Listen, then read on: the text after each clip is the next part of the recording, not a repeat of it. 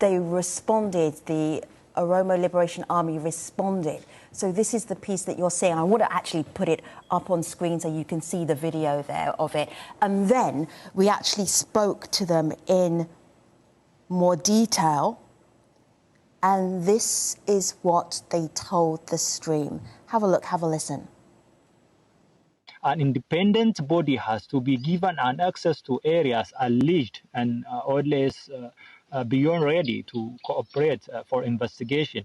Ethiopia is collapsing while the world is looking for a wrong medicine to save the country when it's too little too late.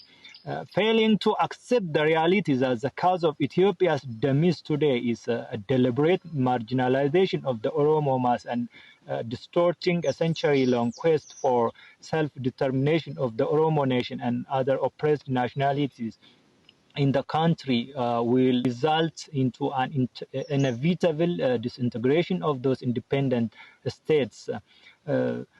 Today, neither Abiy Ahmed's deception nor international community's foul cry will save the plight of the nations of Ethiopia. Situations on the ground are far from what the world is observing on the TV screens. Things are out of control, and unlawfully declared state of emergency in almost all parts of the country solved nothing. That is today a sign of proof that shows Ethiopia is a failed state.